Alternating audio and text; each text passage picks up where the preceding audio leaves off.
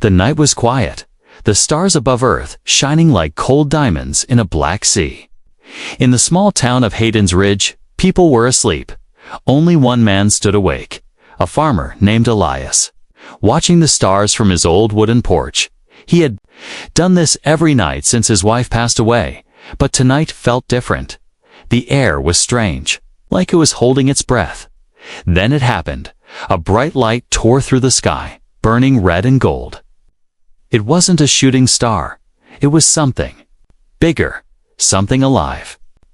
The ground trembled as the object flew over the hills and disappeared behind the forest. A second later, the sound came, a deep roar that shook Elias's bones. The next morning, the news said it was a meteor. Nothing dangerous, but Elias didn't believe it. Something about that fire in the sky haunted him. So he went to find it. He walked for hours through the trees, his boots sinking in mud. Then he saw at a crater, steaming, and at the center, a strange metal craft half buried in the dirt. It was not from Earth, that much was clear. It was black, smooth, covered in strange glowing symbols. Something inside was moving. Elias climbed down carefully, and when he reached the wreck, the hatch opened with a hiss. Smoke poured out, and a figure stumbled forward. It was not human. Tall, silver-skinned, eyes glowing blue, weak and wounded. It collapsed. In front of him, whispering words in broken English, "They are coming. Destroy, destroy Earth. Protect seed." Then it died. Elias froze, heart pounding. He had just witnessed something no one on Earth had ever seen. He wanted to tell someone, but who would believe him? He took the small device the alien had dropped and ran home. He didn't know the device was a beacon, far above Earth, in deep space. A giant ship waited, the Zorth Collective. A cruel empire that moved from world to world, destroying and consuming their leader. Supreme Commander Vrolak smiled when he saw the signal light up. "Earth is next," he said. "Primitive, unguarded, perfect." Within days, the skies over Earth began to change. Strange shadows appeared on the moon. Satellites went dark. Then the ships came massive, dark, and cold like floating tombs. They blotted out the sun. Governments panicked. Military jets tried to fight, but their missiles were useless against alien shields. Cities fell in minutes. Screams filled the air, and fire turned the world red. Elias watched from the hills as his town was erased. He ran, heartbroken, soul burning. He wasn't a soldier, but he couldn't stand by. He remembered the alien's words, "Protect the seed." What seed? What did it mean? The small device in his pocket began to glow. It pointed somewhere, pulling him north. He followed through fire and death, through smoke and fear. He met other survivors, scared but willing to fight. Among them was a woman named Dr. Mina Ray, a scientist from a destroyed university. She studied the device and gasped. "This is ancient human tech," Leza said. "Not alien, not fully." They reached the snowy mountains where the signal led them. Deep inside a frozen cave, they found a tan underground chamber sealed in black stone. With trembling hands, Mina used the device to open the gate. Inside was a sphere, floating in the air, humming with power. It lit up when Elias stepped closer. It showed them images of humans long ago, far more advanced than today. A mighty human empire once ruled the stars, but it had been wiped out by the same enemy now attacking Earth. The survivors had hidden the last secrets on Earth, buried deep in its soil, waiting for the right moment. That moment was now. The device activated the ancient system, sending a pulse into space elsewhere. In the far edge of the galaxy, something awoke. A massive ship, old and forgotten, opened its eyes. It was human-made, powerful, alive with purpose. Its engines burned. After 50,000 years of silence, the ship spoke. Signal received, Earth under threat, returning. Elias looked at Mina and she whispered, We are not alone. The fire in the sky was just the beginning. Earth had fallen, but its past had not, and now. The forgotten power of mankind was rising again. Elias stood inside the glowing chamber. The strange light from the sphere dancing across the frozen walls. Dr. Mina Ray stepped closer, eyes wide, hands shaking. She had studied alien history, but this wasn't alien.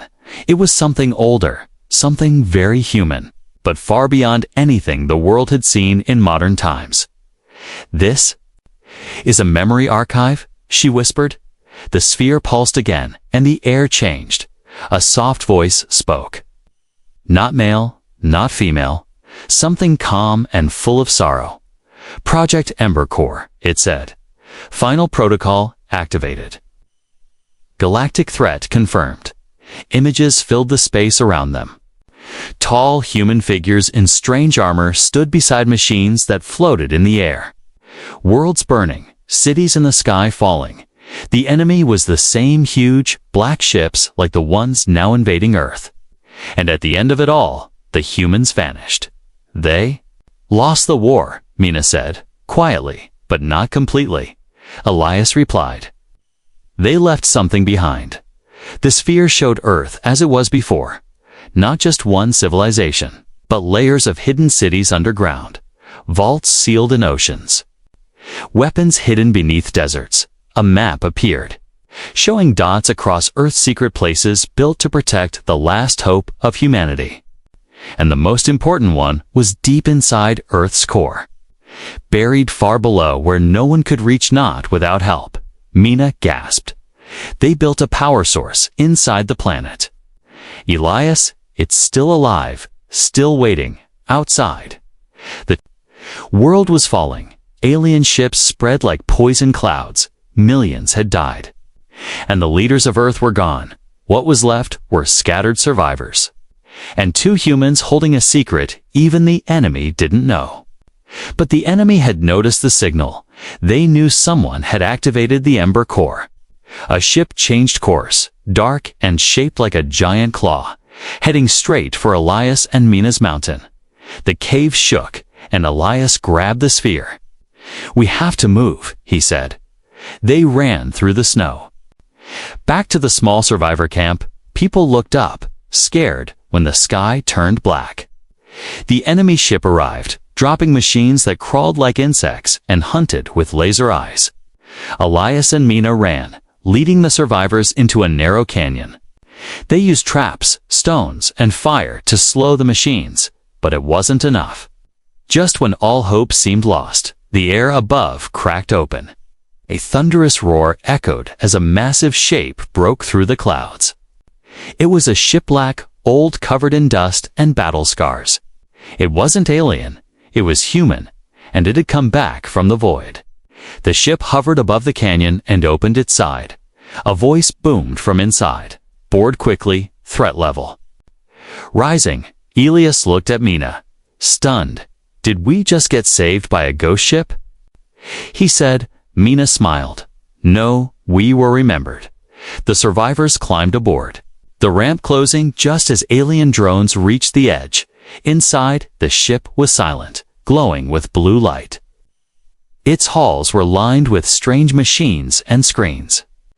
Filled with ancient language, a figure appeared on a central platform holographic. Shaped like a man, but glowing like fire. I am Ro, it said. AI commander of the vessel Vengeance of Terra. You have activated the Ember Core, and I am now under your command. Mina stepped forward. Are we the only ones left? Ro paused, then answered, You are the first to awaken, but you are not alone. Others may rise. If the core remains active, Elias looked out the window as the ship rose higher.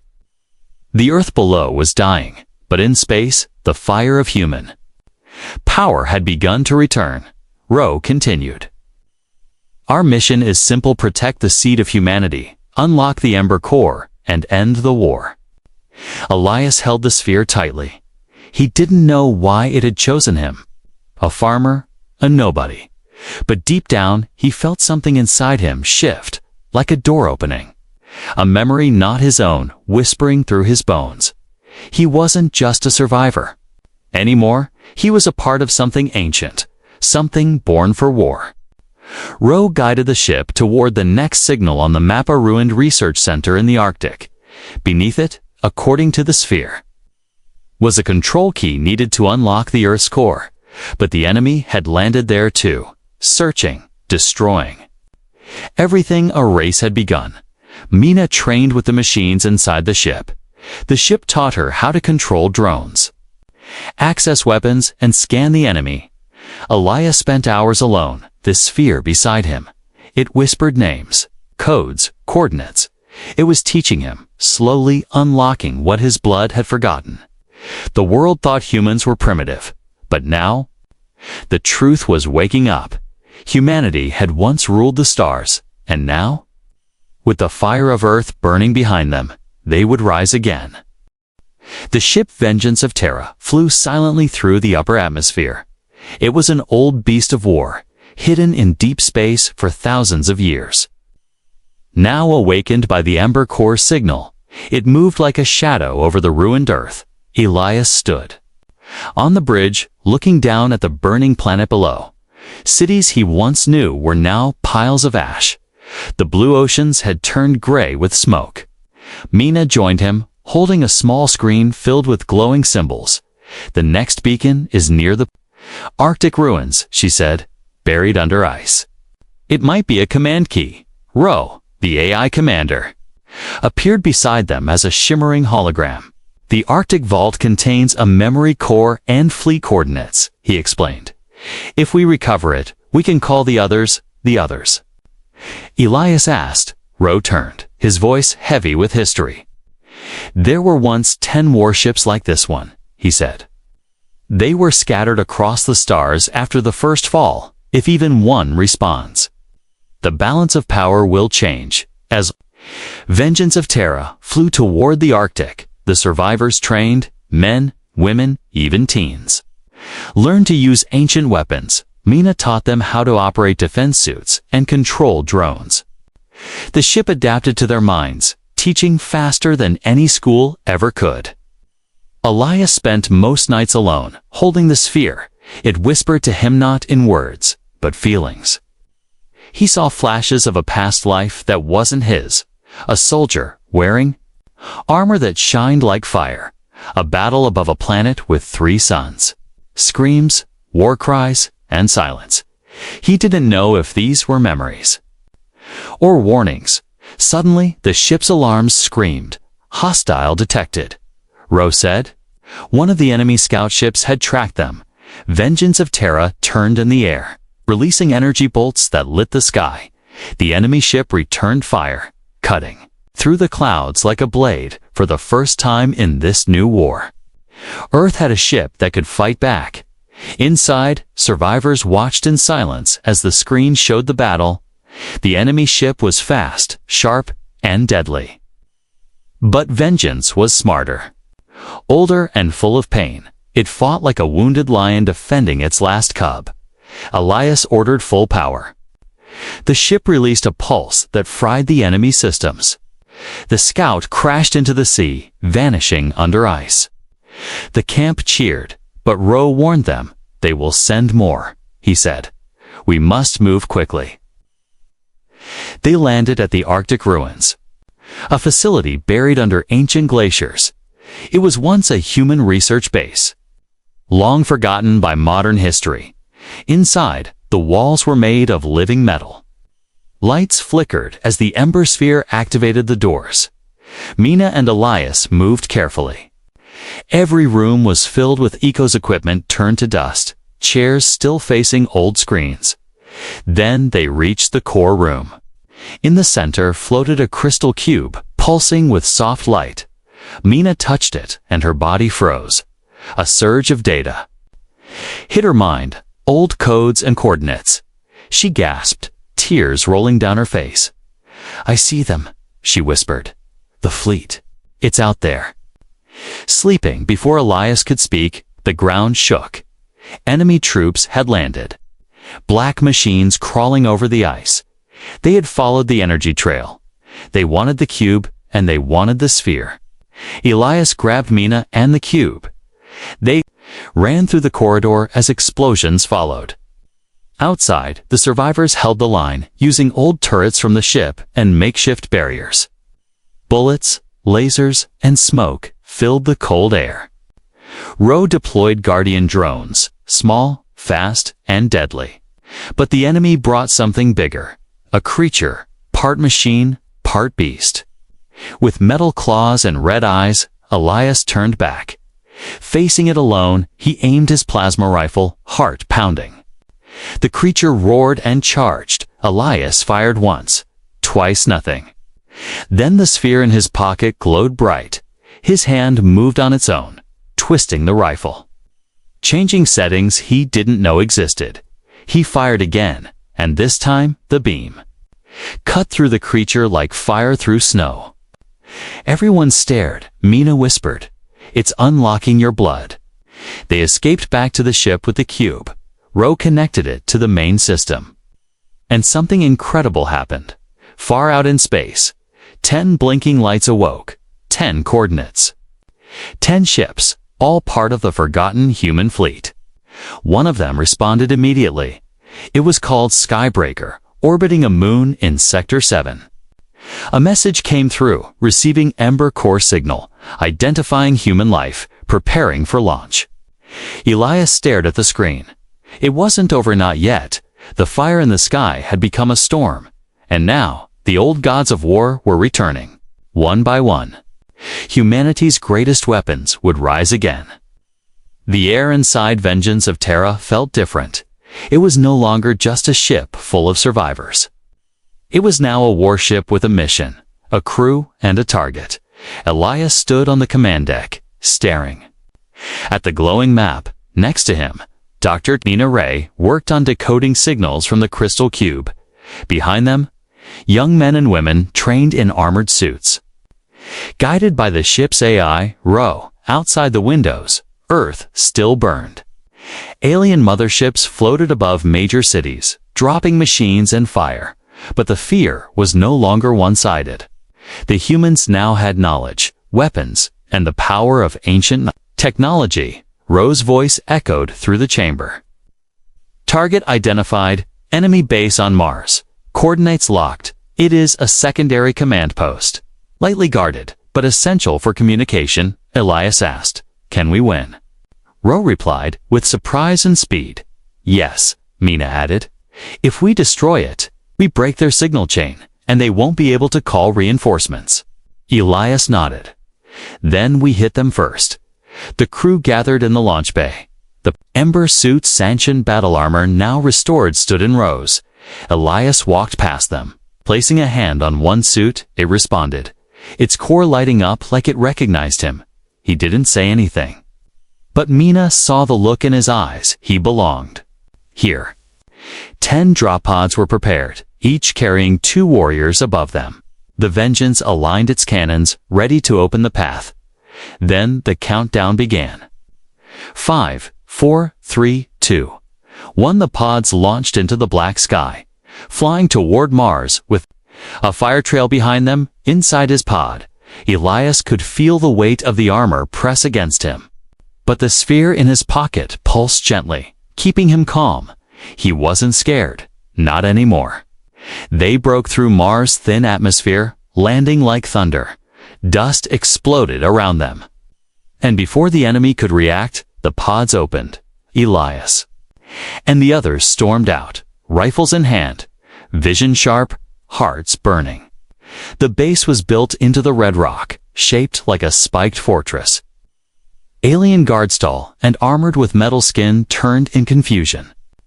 The humans moved like lightning. Ro's battle AI whispered into their helmets. Guiding every shot, every step, Mina stayed aboard Vengeance. Controlling drones from orbit, they flew down in waves, blasting enemy turrets and jamming their communications. Above, the ship hovered, firing support beams when needed, its guns glowing blue, for the first time in this war. The enemy was losing ground. Elias pushed forward, moving fast. His armor responded like it was part of his body. He kicked open a metal door and threw a plasma charge inside. The explosion shook the hill, smoke and sparks raining down. He reached. The control room inside was a strange alien commander 4 arms. Eyes like knives, it hissed in rage, lifting its blade. But Elias didn't stop. He fired once, the shot clean and cold. The alien fell. Mina's voice came through the comm. "You did it, Elias, the signal's down. They can't call for help, Elias." Looked around the room, screens blinked with alien text, slowly fading into silence. He placed the Ember sphere on the control panel. It lit up, absorbing the data like a sponge. Suddenly, he saw more enemy positions, ship routes, fleet. Size, it was a map of the entire invasion. Mina gasped. This changes everything. They returned to the surface as the enemy base collapsed behind them. Above, the stars were quiet. The enemy had no idea what just happened. Back on Vengeance, the crew cheered.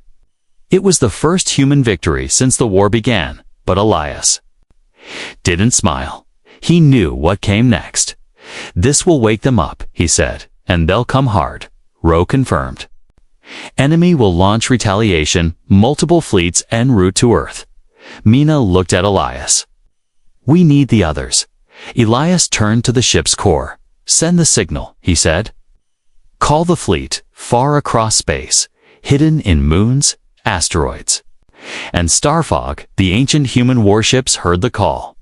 One by one, they lit up, stretching their wings for the first time in millennia.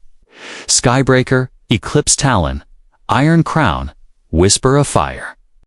And more H-ship holding power that had once ruled the galaxy. They were not just weapons, they were memories of Earth's forgotten might. The first human strike had begun, and the enemy would never forget it. Smoke still curled behind Vengeance of Terra as it returned to Earth. The mission to Mars was a success, but the real war had just begun inside the ship. Survivors were no longer just scared civilians. They had seen victory, and now they trained. Like soldiers, Rowe guided them every day. The AI adjusted the training rooms to each human's body and mind. One man, once a grocery clerk, now fired plasma shots with perfect aim. A teenage girl who had never left her town moved in her Ember. Armor like a shadow, Elias walked through the rows of trainees. Armor on, helmet off. He wasn't a general. But everyone looked at him like a leader. They had seen him lead the first strike. Now, they wanted to follow him. Mina worked in the command chamber, her hands dancing over alien controls. The Ember sphere glowed beside her, connecting her to human tech buried deep in Earth. "We've got contact," she said to Elias. "A vault just opened in South Africa. It's full of power suits and weapons." "All right," Elias nodded. "Let's arm every survivor we can find, across Earth." Broken cities turned into hidden camps. Survivors heard the call of the fleet. People from all walks of life, farmers, artists, scientists, old soldiers answered. They came to the vaults, where ancient human machines waited, and the machines responded to them. Some suits reshaped themselves to fit new warriors. Weapons whispered names to those who held them. No passwords, no keys, only recognition through blood and spirit. The world had changed. Earth's warriors were rising, not perfect, not trained, but willing to fight. And something else began to happen. The Ember technology wasn't just giving humans armor and weapons. It was changing them. Elias first noticed it in a boy named Rami. Rami had touched a fallen enemy drone during cleanup. Afterward, he could feel machines around him. He fixed broken weapons just by touching them. Another woman, Clara, had a different gift. She could sense incoming danger seconds before it happened. Once, she screamed just before a hidden enemy. Mine exploded, saving 20 lives. Mina ran scans, eyes wide. "The tech is merging with human biology," she whispered. The Ember core was designed to awaken hidden abilities. And now it's working. Roe confirmed it in the First Empire. Humans evolved rapidly under war pressure. Some became commanders of energy. Others bonded directly with ships. Elias looked at the young warriors training. He knew they weren't just soldiers, they were becoming something more. Faster, sharper, harder to kill. The enemy noticed too, from their throne ship in orbit. Supreme Commander Vrolak watched the Earth with growing anger. These apes were supposed to burn, he hissed. They were weak, broken. How are they still standing? A general replied, they found something, ancient tech. We underestimated them. Vrolak slammed his claw on the command table. Then destroy them all, he roared. Send the execution-class ships. Soon, Earth's sky darkened again. 5 massive ships entered the atmosphere. Each one larger than a mountain. They didn't fire lasers, they dropped hives full of crawling metal beasts that spread across the land. The message was clear. This was a final sweep. No survivors, no mercy. Elias watched from the ridge above. Camp Echo, one of the biggest survivor camps. The hives landed like thunder. And metal monsters poured out, but the humans didn't run. They had changed. Now, they ran toward the danger. Clara led a group with jump jets, flying into battle from above. Rami stayed in the back. Kay stayed in the backs, Maz turning them against their masters. Old men and women, armed with ancient rifles, fought beside the young. The Ember warriors didn't just fight. They glowed, their suits adapted in battle, growing stronger with every hit. Some even started healing themselves, using energy from the air. Elias charged through the center of the chaos. His rifle sang in his hands, each shot bursting with power. The monsters fell before him like wheat to a blade when a huge mech beast grabbed him. His armor cracked then fused back together mid-fight. The battlefield was fire and screams, but slowly the tide turned. The execution-class ships tried to retreat. Too late, Vengeance of Terra appeared above them. Guns burning, it fired a massive beam that split one of the ships in half. The rest began to flee, but were chased by human fighters piloted by new Ember pilots. Hours later, silence returned to Earth. Camp Echo stood tall, survivors hugging, crying, and cheering. They had survived. The worst, and they had done it not as victims, but as warriors. Elias walked through the camp, exhausted. Children looked at him with wide eyes. One little girl saluted, and Elias smiled, saluting back. Mina approached him, face glowing. They're ready, she said. The fleet, the people. The pirates all coming back. Elias looked up at the stars. Then it's time, he said. Time to take this war off Earth. The sky above Earth turned dark as ash. Every horizon glowed red. The stars vanished behind black clouds. And from above, death rained down. The enemy had returned. Not with scouts, but with everything. Dozens of war fleets, hive carriers, plasma forges, and biomechanical titans filled the orbit. It wasn't a raid anymore. This was an extinction event, in the orbit of Earth. Vengeance of Terra shook violently. As alien fire hit its shields, Rose's voice echoed calmly through the command center. Shields at 43%. Multiple impacts detected, core systems holding. Elias gripped the command rail, sweat running down his brow. All stations, brace for full assault.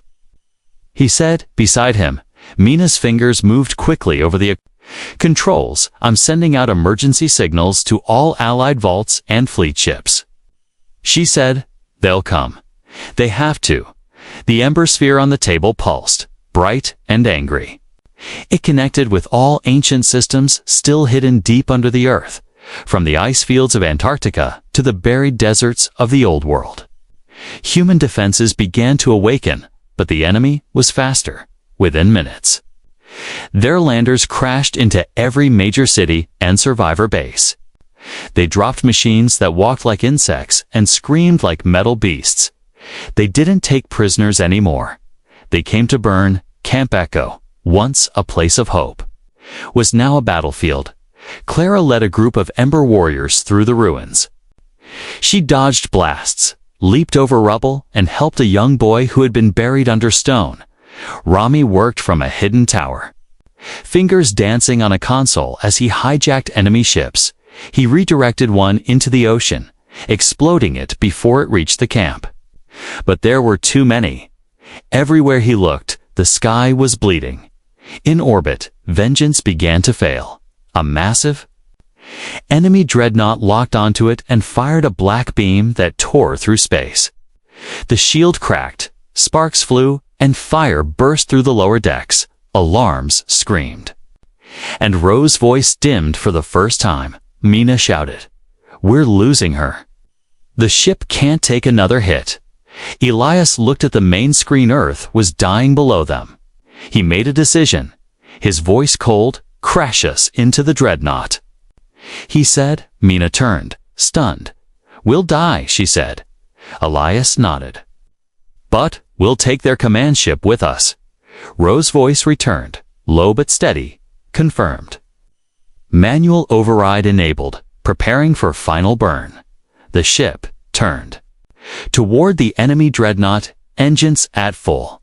Inside, every light turned red, and the Ember sphere glowed like a small sun. Elias placed his hand on it and whispered, "For Earth." Vengeance of Terra roared forward like a falling star. The dreadnought realized, too late. It tried to flee, but the old human ship was faster. It hit the enemy with the force of a god's hammer. The explosion tore through space. Both ships vanished in a white storm of fire and light. Down below, the enemy faltered. Their command link broke, and for a moment they were blind. Clara and Rami seized that moment. They led a massive counterattack with everything they had, but hope began to fade again. There were just too many enemy forces. Survivor camps started calling for help, and some went silent forever. Then the sky cracked. A sound like thunder mixed with metal rolled across the planet. Clouds parted as something massive rose from the ice shelf in Antarctica. At first, no one knew what it was. Then they saw its shape, huge, curved, glowing blue and gold. It was not just a ship, it was a living machine. It had no engines, but wings, no bridge, but a core. The Earth itself had birthed it. The Phoenix Protocol had awakened. And the ship called itself Gaia's Fury. Its voice echoed across every human radio and Ember suit. "I am Gaia, guardian of Earth's last breath. My children, rise." Across the world, every surviving Ember warrior felt strength return. Their suits recharged, their minds cleared, and new weapons unlocked inside their gear. The enemy felt it too. Their ships stuttered, machines hesitated, as if confused or afraid. Gaia's Fury spread its wings and flew faster than sound. Its weapons were not lasers but gravity pulses and molecular beams. One swing of its wing shattered a fleet. One roar from its core melted half a dread carrier in orbit. Rami shouted through the comms, "We're not alone anymore. We have a living God with us." Gaia's Fury swept across the Earth like a divine. Storm enemy ships tried to escape, but the sky had already closed. Human fighters rebuilt drones, and Ember troops hunted the last of the attackers. This time, the humans were not defending, they were winning. Mina stood in a control tower, watching the flames fade from the horizon. She whispered, "He gave his life to give us this moment." But then, the Ember sphere she held blinked once. A voice came through, weak but clear. "Mina?" It was Elias. His voice came from deep underground. Ro had saved him in the final second, transferring him to a hidden pod beneath the old wreckage. He was alive. Mina's eyes filled with tears. The Earth had burned, but it had also risen, stronger, sharper, filled with fury and hope. And the enemy, once so proud, had finally seen what humans could become when pushed to the edge. Days passed since the battle that shook the skies. Smoke still hung over the planet. But the fires were no longer growing. They were fading. The last enemy ships had either fallen or fled. Earth had survived, not because of luck, but because its people had changed. Elias sat on the soft grass near a ridge, a healing wound wrapped.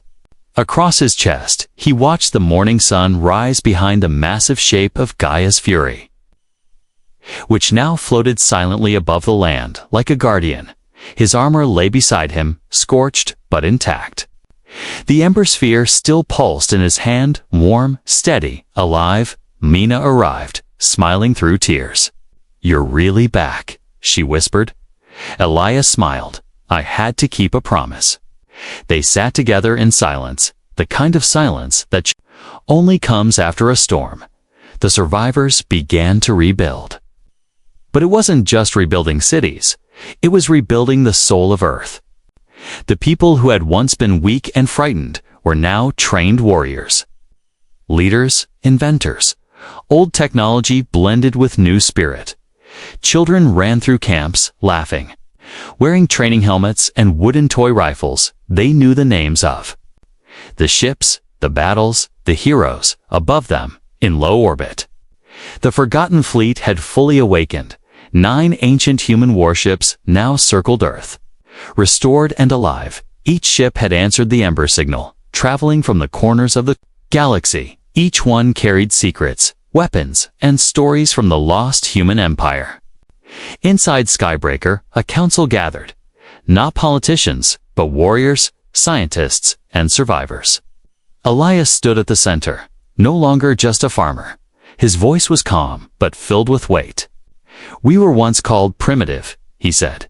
"They saw us as small, divided, weak. They burned our cities, crushed our defenses, and tried to erase our name.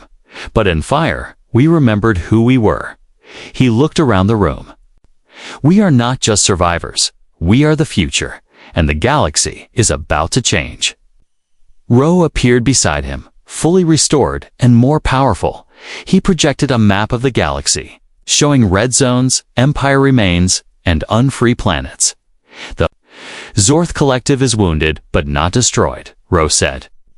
"Other worlds remain under their control." A young Ember warrior stood and asked, "Then what do we do now?" Elias looked up at the stars. "We helped them," he said. "We fought alone. But we won't let others do the same." Gaia's Fury sent a signal to all corners of the galaxy. "Not one of fear, but of hope. Earth lives," it said, and Earth remembers. Allies started to appear. Alien races who had been afraid to rise now came forward. Small resistance groups from forgotten planets. Scientists who had hidden for decades, even defectors from the enemy side, who saw now that humans were not beasts, but beacons. One by one, they asked for guidance. One by one, they joined the new alliance. The Terran Accord was born, led not by greed, but by survival, justice, and strength. And at its heart was Earth. The world that had once been seen as broken, Mina became the new Prime Research Officer for the Accord. Her knowledge of Ember tech helped rebuild cities, cure disease, and even grow food faster. Rami became Chief Engineer of Fleet Drones, designing machines that no one had imagined before. Clara became Head of Early Defense Forces, training new generations of Ember warriors. Elias, he became something more. He didn't want power, but people trusted him. He walked among the planets, met refugees, helped villages, listened to stories. To them, he wasn't a hero, he was human. And that was enough. One day, a bored whisper of fire. He stood before a crowd of thousands, people of every kind, shape, and color from different worlds and systems. He said only a few words, but they echoed through the stars. "We are not here to rule," he said. "We are here to rise together. And if the fire comes again, we will not run. We are the Earthborn." Cheers filled the hall. The galaxy had changed, not because of power, but because one planet had refused to kneel. And now, no one would ever call humans primitive. Again, the end.